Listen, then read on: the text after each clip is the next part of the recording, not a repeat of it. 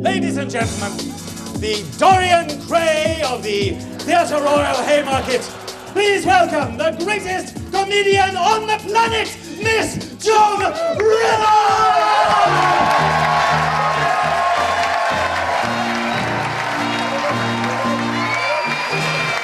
What did you get out of bringing your show to London, to the London Haymarket?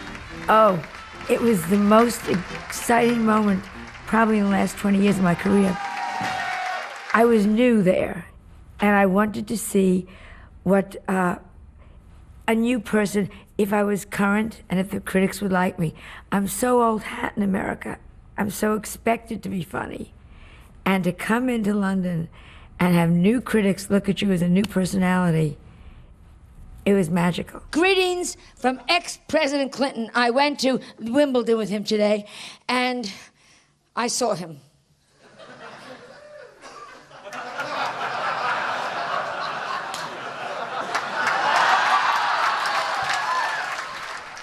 Joan Rivers wanted to be interviewed in her apartment in New York, and the strange thing about her apartment wasn't that it was quite big, although it was quite big, and it was in a fashionable part of New York, and it was a fashionable part of New York, but it looked like Versailles. She'd gone to Versailles in France. She thought Versailles was wonderful with the mirrors and the chandeliers and this and that, and she'd brought it back to her apartment. And somehow it worked, the little chairs, this, that, the other. It was strange, but there it was, and that's how I interviewed her. And she was a remarkable contradiction. She was a middle-class New York Jewish girl brought up by parents who saw her brilliance and wanted her to marry well and probably be a doctor and an accountant, and well, what all parents want for their bright children. Instead, she said she wanted to be a comedian. And they disowned her for a while, and then when she became successful, they made up. But she looked like, and she'd had a lot done to her face and so on, she looked like a sort of upwardly mobile career woman in New York, fast talking, knowing where what was what. And when she was chucked out of television, when she fell out with Fox, she took to selling jewellery on television, and she was very, very good at it. You would have thought she'd have been a very good businesswoman. But what she wanted to do is to make people laugh, and she did. And she cultivated her audiences very strategically. She was particularly popular with gay audiences, and she went to gay clubs in New York and tested her material there, and then brought it out into a wider and wider public, and was irresistibly drawn to that. It was a strange experience there. She couldn't have been more courteous, she couldn't have been more helpful, and she couldn't have been more exposed either. I wouldn't say I felt sorry for her, but she'd had to fight for what she got, whereas if she'd stayed upwardly mobile on the right side of New York, she would have sailed to the top. Instead, she dived down into comedy. I'm upset. Yeah. I had to cremate my mother-in-law today, so. Yeah, and I was coming down here, I thought I should have done it. I should have waited till she was dead. No one should go into our business unless it's a calling. If you can do anything else, you must, because it is the meanest, most difficult business, and people with great talent sometimes don't get anywhere. There's so many variables besides the talent. I had this calling. I had no choice. I really had no choice. You know those people, you get what you want. You know what I mean? Oh, Joan, I want to be cremated. Well, I had some time today. Come on, Betty, hop in. Here comes a real sick one. Think Auschwitz. Come on. Yes, I know. Oh, over the line, Miss Rivers. Over the line. My whole family was funny, except for my mother, who used to say, I'm an appreciator. They'd say, why aren't you funny? She'd say, I'm an appreciator. I was always funny. I was never the class clown. That came later, where you crawl around the stage, you know. But I was always witty. What do you do? Antiques. Oh. Antiques. What could you get for an old Jew?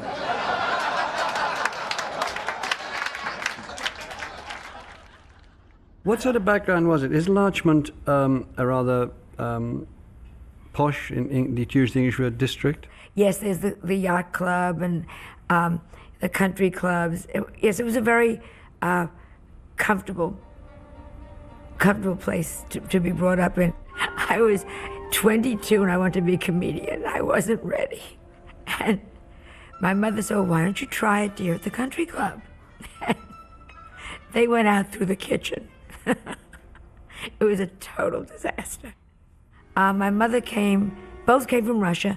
Both came over because of the revolution. My mother came over because they were court Jews. They sold fur and bricks and meat to the Tsar's army. So there was no such thing as pogroms. When a pogrom started, the Tsar sent people to surround their house.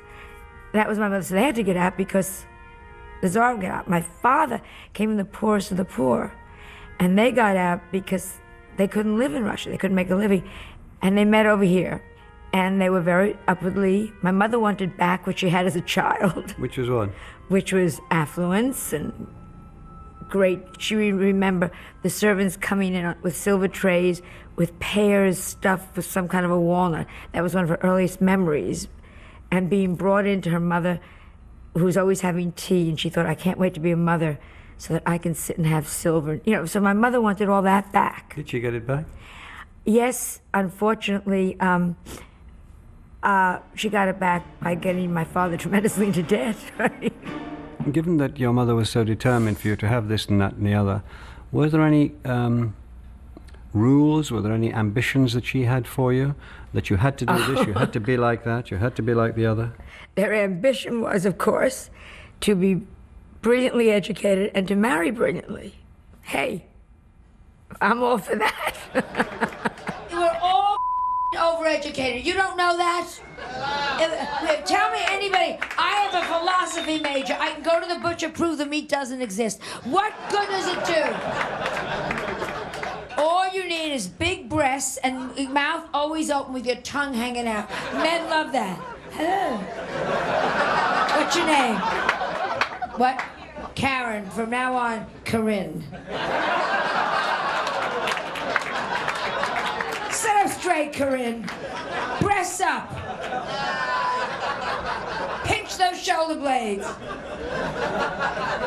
Learn to open the door with your breasts. I'm telling you, it's very... I tried to follow the rules because it was so important to my parents, and I did get the education. I'm thrilled I got the education, looking back. And then I married the way you were supposed to marry. And then when that didn't work out, I thought, that's it. Her father, Dr. Malinsky, was a nice middle-class doctor with his own values of what his daughters should be. You know, her sister Barbara, Phi Beta Kappa, went to law school, you know. And here's another Phi Beta Kappa daughter. She wants to be on the stage. When I said, I want to go into show business, I mean, they didn't talk to me for 2 years, close to 2 years. Really? Yes, really. So these 2 years, I suppose there'll be some kind of allowance coming in from your parents. Nothing. Really? There was no money. There was no... Once my father tried to have me committed. That was the only thing that went on during those 2 years. He committed in what sense? Really to a... Really, I don't know if he really would have done it.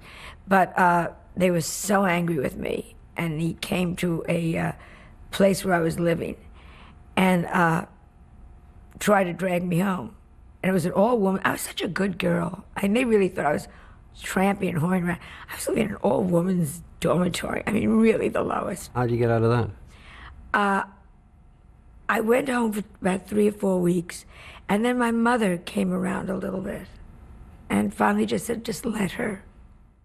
I think for Joan Rivers, she was going into comedy at a time when it was a more unusual pursuit, certainly for someone in the middle classes and certainly, of course, for a woman.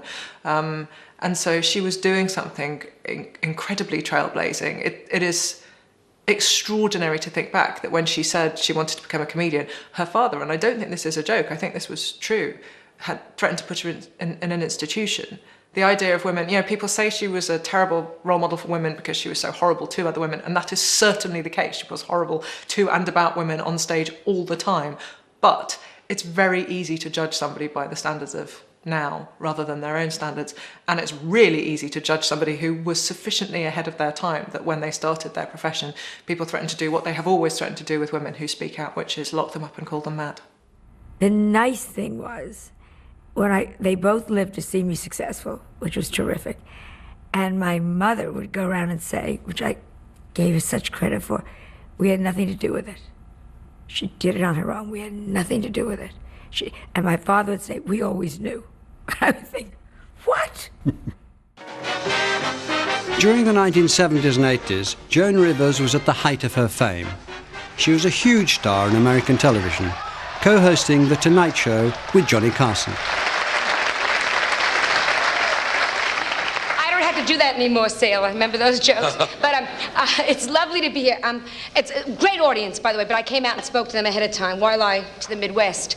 But it's a great audience, and somebody said I look very good, and that's because they do you. The reason I like hosting the show, I should explain to you, which is wonderful for the women, you'll understand. They do your hair and your makeup for free. And tonight they did something even better. The wardrobe lady, who usually, as I get undressed, just goes, she got, right this way, sir. She got me a new bitter Ed. She got me a new brassiere. Can you get a close-up? Wait. Thank you. This is a push-up, shove-over brassiere. I just want you all to know, it's nothing to do with me. It starts down here, and you push everything. So Fox was starting up, and we went over to Fox, and they offered me my own nighttime show in direct opposition to Carson. And I was ready for it. I mean, I was ready for it. And that went along from the beginning. It was horrible. My husband had a nervous breakdown and was very shaky, and he came up against Rupert Murdoch, and there was friction from the beginning. And finally, the numbers were fine. Everyone always thinks the show tanked. It didn't. We did very well. From the day one, they were in the black. It's all very boring, but it's such a sore subject with me. They called me on a Thursday afternoon. Here I go. And they said, you can stay, but your husband can never come on the set again. And my husband was having a nervous breakdown then. And I said, I go with my husband. And that was the end of everything for about 8 years.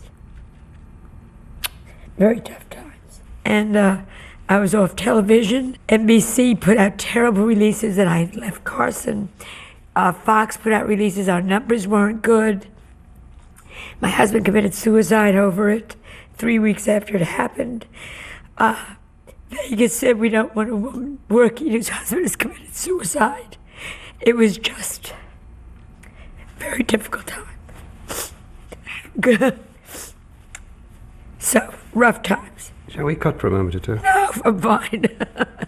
Take 1 second just so we can fix the makeup.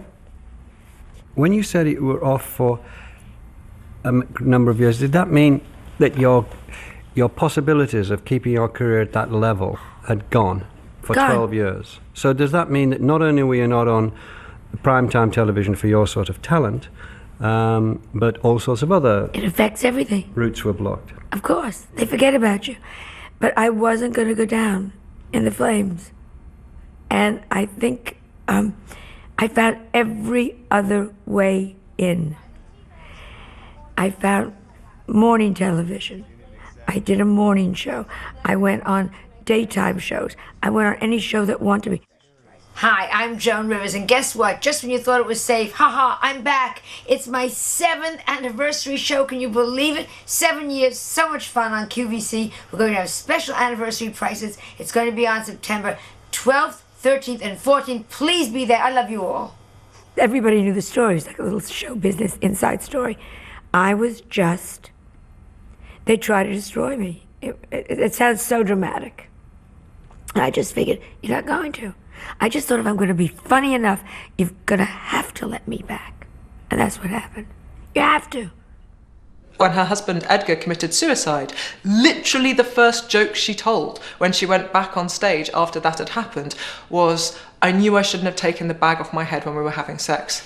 Now, of course you could argue, and I'm sure people have, that she is was a sort of sociopathic person who could turn such horrific personal tragedy into that kind of cheap joke. I would argue she was using it as exactly the right kind of catharsis for her. It's a constant mistake made about comedians that when they make jokes about something, they are making light of it, to quote the people who criticise them. She was giving it her full professional attention. You cannot take it more seriously than that as a comedian. And you know, from looking at the interview she did for example, the South Bank show, decades later, that just talking about that period in her life made her start to cry. The pain didn't not exist for her. It's simply that she chose to turn it into comedy. And I think people who aren't comedians or don't understand comedy often find that impossible to kind of believe. Joan Rivers moved back to New York from LA after her husband's suicide in 1987.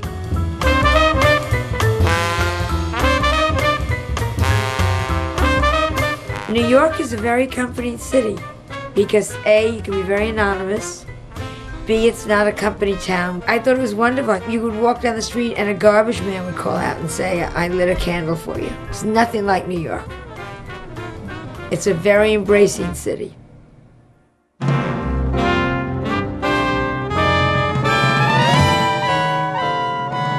What made you set up your own business and go into business? I was starving. Not starving, but I was scratching and scrounging. And they came to me again. And they said, do you want to sell jewelry on television? And that was, now everybody does it. In those days, it was the bottom of the barrel. They would take dead celebrities and work their mouths. And I said, how much? Sure, whatever. And they said, design some jewelry you would wear. And it worked. And I loved it. It became a business. And I was smart enough to treat it like a business. And I really loved it. I now run the business with the largest fashion jewelry company in the United States. But I'm still playing a role. I still think of myself as Joan Crawford in a movie. I go to work and I lead my team to victory. So you're a mogul? I'm a mogul. I just came from QVC. I was there all weekend. Everybody see me? Our TSV sold out. Thank you. Sold out at 10 o'clock in the morning. Lots of beads. Yeah, God bless that child labor. I'm telling you, I couldn't sell 42,000 necklaces, all little children. And it's... What, I'm going to go with as a union? I won't make a f***ing penny. What? I don't believe that child labor is so terrible. Hear me out. Here, not so terrible. What are you going to... Hello, little Imelda. No last name. Hello, little... Would you rather be a little 8-year-old prostitute or come work for Aunt Joni in her nice air-conditioned basement? And look, Christmas, you can play with the dead dog. Earth. Do you feel any taboo subjects inside you? Do you feel, no, I can't really talk about that? If I can talk about it, then I figure it's not taboo. And certain things I won't talk about. Such as? It depends on the moment, but I think death of a child, very difficult. It's also, all the cliches, tragedy plus time is comedy, and it's all true. There's certain things you're just not ready to laugh at, and then I don't. When I feel I'm ready to laugh at it, I take a shot in this club, and very often I'll say, gone too far, eh? The other night in the nightclub, I did an Auschwitz joke. They weren't having any of it. I said, okay, fine, gone too far, have we? But the whole point is to get your audience to be your friends and to make it look like you're just talking at a dinner table. And so you overstep. You can pull back. Ding dong, Mrs. Yes, we found he's not dead. No!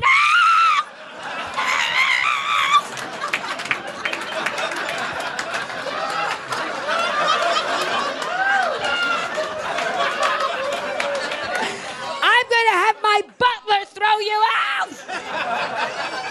Times are such tough times, and there are no boundaries anywhere in life, so there's certainly not going to be any boundaries on stage for a comedian. We're told every day we may go to war, and in New York, we're waiting to be blown up. I mean, you have no idea. every day since 9/11 is a given day. So I think it's very rough times. I hope her legacy will continue to be that of somebody who was prepared to tell jokes that most people would not tell at a time when most people wouldn't do them. We lionise Lenny Bruce for exactly the same qualities, but because Joan Rivers lasted a long time, it became very easy to see her as sort of, you know, what a joke, because she was an old woman, because she had plastic surgery, because of all the things that, you know, we can't bear. Women should just sort of disappear and we can hide them in a cupboard and then we don't have to think about them. And because she continued to push boundaries, because she became, if anything, more shocking as she got older rather than less, because she could get away with saying worse things on TV without getting put in jail. I hope she reminds us that comedy should push at the edges of what we find acceptable. I'm going to be cremated. You're going to be cremated. You're too young to think about this. Except I'm scared. What if they lose the ashes? You always hear these stories. What if I end up being snorted by Whitney Houston? What if I end up... That could happen. I could be mixed into a bag or something, you know? I could end up in Bobby Brown's ass. I mean, it's just... I worry. Sure, you wouldn't give a shit if it happened to me.